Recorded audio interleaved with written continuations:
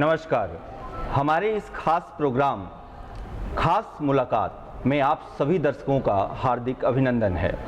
हमारे साथ आज छत्तीसगढ़ के deputy chief minister Shri Arun Sao ji हैं और अरुण साव जी भाजपा के इस सरकार के पहले भाजपा का नेतृत्व छत्तीसगढ़ का भाजपा मुखिया के तौर पर कर चुके हैं और बहुत ही सरल, सहज और सौम्य स्वभाव और व्यक्तित्व के धनी अरुण साव जी, आपका बहुत हार्दिक अभिनंदन है। बहुत धन्यवाद। आपके सभी दर्शकों को नमस्कार, सभी को राम राम, जय जोहार। जय जोहार, जय छत्तीसगढ़। सर, पहला सवाल आपसे मैं पूछना चाहूँगा, अभी लोकसभा चुनाव जोर शोर से चल रही है। आपने पूरी जोर छत्तीसगढ़ चुनाव संपन्न कराने के बाद पूरा भाजपा छत्तीसगढ़ संगठन ने पूरा जोर उड़ीसा पे लगा रखा है। क्या संभावनाएं बन रही हैं, क्या गणित समझ में आ रहा है उड़ीसा में? जिस प्रकार से उड़ीसा का वातावरण है जी, 24 सालों से लगातार नवीन पटनायक की सरकार है जी, और 24 सालों में उड़ीसा की दुर्दशा केवल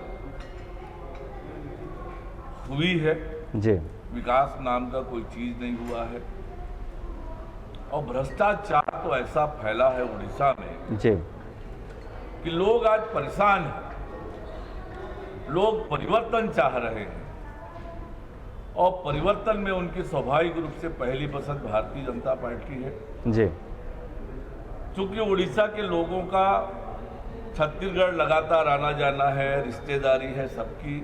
जी, उन्होंने देखा है कि छत्तीसगढ़ में असंभव सा दिखने वाला परिवर्तन संभव हुआ है जी, और परिवर्तन होने के बाद जो मोदी की गारंटी इतनी तेज गति से मिला है, जी, बड़े बड़े निर्णय, बड़े बड़े काम हुए हैं, तो उड़ीसा के लोग भी छत्तीसगढ़ की तरह उड़ीसा में डबल इंजन की सरकार चाहते हैं, परिवर्तन चाहते हैं और लोगों का मूड जो है वो बदला हुआ है और निश्चित रूप से इस बार उड़ीसा में भारतीय जनता पार्टी की सरकार बनने वाली है। इस बार उड़ीसा में दोनों ही चुनाव साथ में हो रहे हैं, लोकसभा भी और विधानसभा भी।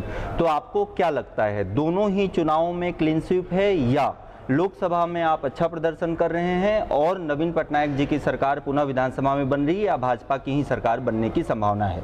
अब तक उड़ीसा का जो ट्रेंड दिखता था कि लोग लोकसभा के लिए मोदी जी को दे रहे थे 14 में, 19 में जी, और विधानसभा में नवीन पटनायक को वोट कर रहे थे जी, पर इस बार जनता का मूड बदला हुआ है।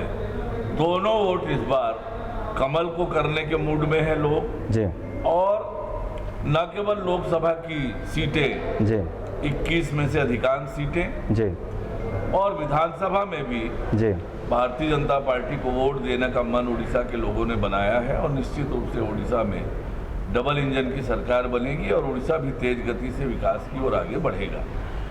अगला सवाल, अगला रुख करता हूं, राजनीति से ही यह सवाल भी है अरुण साव सर। प्रहार या संहार की कड़ी में अगर हम लोग देखें तो क्या आपको ऐसा नहीं लगता कि भाजपा अभी की स्थिति में समूचे नेतृत्व, विपक्ष के नेतृत्व को निस्ते नाबूद कर दे रही है? अगर कोई उनका संगठन बनता भी दिखाई दे रहा है तो उसको किसी भी रूप में बनने नहीं दे रही है, तो क्या यह तरीका आपके हिसाब से लगता है कि जायज़ है? देखिए, हम तो देश की जनता की सेवा, देश की तरक्की और बेहतरी के लिए काम कर रहे हैं। जी, जनता के प्रति हमारी जो जवाबदेही है, जी, देश के प्रति जो हमारी जवाबदेही है, जी, उसको निर्वहन कर रहे हैं। पर विपक्ष के लोग, जी, विपक्ष की भूमिका निभाने के बजाय जी, भ्रष्टाचारियों को बचाने में लग जाएं, जी, अपने परिवार को स्थापित करने में लग जाएं, जी, और वो इस देश की जनता को कबूल नहीं है। और विपक्ष यदि आज कमजोर हो रहा है जी, तो अपने कर्मों से हो रहा है। जी, विपक्ष के पास न नेतृत्व है, न नियत है, न काम है। कहीं ऐसा नहीं कि कमजोर ज़्यादा कर भी दिया जा रहा है? देखिए, मैं आपको आज पिछले 5 सालों में, जी। 19 के बाद, जी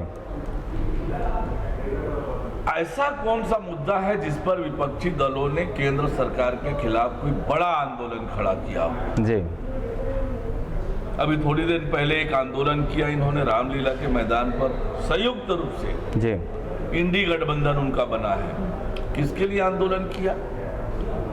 एक भ्रष्टाचारी मुख्यमंत्री जो जेल में गया शराब घोटाले में, जी उसके समर्थन में रैली किया।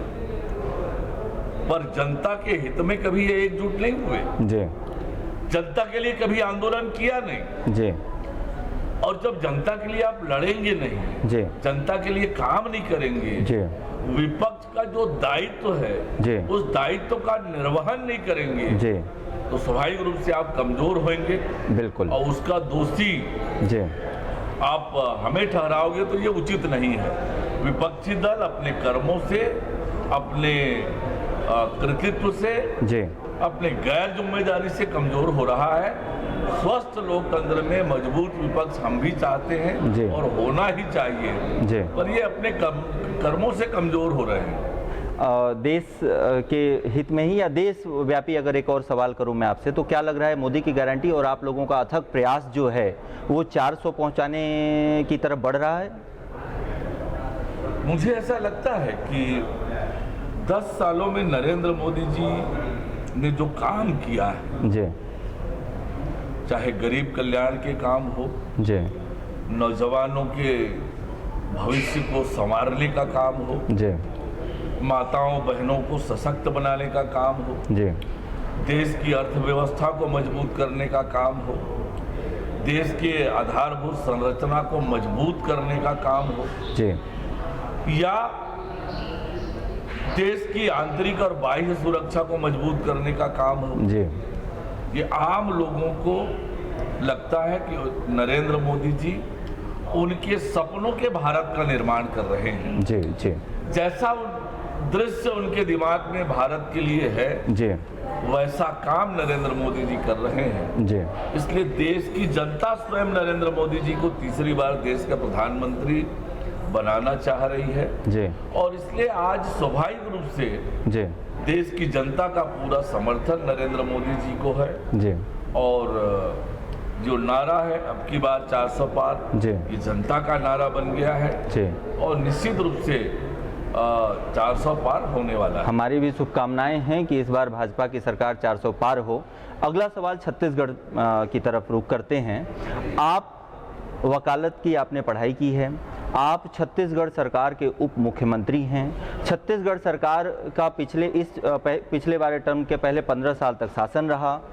स्काई वॉक, रायपुर को जोड़ता हूं मैं यहाँ पर थोड़ा सा, स्काई वॉक रायपुर का एक ऐसा मुद्दा है जो आज तक जिसका कोई समाधान नहीं मिल पाया है। आप अन्य मंत्रालयों के साथ में पीडब्ल्यूडी मंत्रालय भी देख रहे हैं, कब इसका मामला सुलझेगा? क्या लगता है कि रायपुर की जनता को आप कब निजात दिला पाएंगे? बहुत जल्दी इस विषय पे हम निर्णय करेंगे। हमारी सरकार पूरी तरह से गंभीरता से जी उस काम के तकनीकी और अन्य पहलुओं पर हम विचार कर रहे हैं। जी उस परियोजना को किस तरह से आगे बढ़ाया जा सकता है, किस प्रकार से उसको उपयोगी बनाया जा सकता है, जी वर्तमान में जो उसकी स्थिति है, जी उन सब बातों पर विचार कर रहे हैं और बहुत जल्दी यानी बहुत जल्दी उस पर निर्णय हो जाएगा। और हमारी सरकार इस विषय को लेकर बहुत गंभीर है। आपकी सरकार बनने के बाद इस बार आप लोगों ने नक्सल पर बहुत कड़ा प्रहार किया है। कई याचिकाएं लगी हैं बिलासपुर हाई कोर्ट में कि यह फर्जी मुठभेड़ है। क्या टिप्पणी है आपकी इस सवाल पर? देखिए, हम सब छत्तीसगढ़ वासी इस बात को महसूस करते हैं जी कि जब पूर्व में 15 साल हमारी सरकार थी, सरगुजा से हमने पूरी तरह से नक्सलवाद को समाप्त किया। बिल्कुल। और सरगुजा विकास की दिशा में आगे बढ़ रहा है जी। पर बस्तर का एक थोड़ा सा हिस्सा जी छूटा था। जी 5 साल कांग्रेस की सरकार ने नक्सलवाद को पाला पोसा और शहरों तक चला आया था। जी और और जब से हमारी सरकार बनी जी पिछले 4 महीनों में पूरी प्रतिबद्धता के साथ, जी पूरा कमिटमेंट के साथ और केंद्र सरकार पूरा सहयोग कर रही है जी कि बस्तर में शांति हो, बस्तर विकास की ओर आगे बढ़े। आप कल्पना करें, बिहार के बच्चों को अच्छी शिक्षा मिलना चाहिए कि नहीं मिलना चाहिए? जी बिल्कुल मिलना वहां चाहिए। तक विकास की योजनाएं जानी चाहिए कि नहीं बिल्कुल जानी चाहिए। और इसके लिए वहां शांति आवश्यक है जी और शांति के लिए नक्सल उन्मूलन आवश्यक है। जी हमने बार बार कहा है जी कि शांति के रास्ते पे आए, विकास के साथ जुड़े, जी मिलकर बस्तर के लोगों के जीवन में परिवर्तन लेकर आए। जी और हमारे पास सभी ऑप्शन खुले हैं। लोग नक्सली सरेंडर भी कर रहे हैं, जी गिरफ्तारियां भी हो रही है और मारे भी जा रहे हैं। मतलब ये फर्जी मुठभेड़ नहीं है, बिल्कुल भी बिल्कुल भी नहीं, बेबुनियाद आरोप है। कांग्रेस पार्टी हमेशा से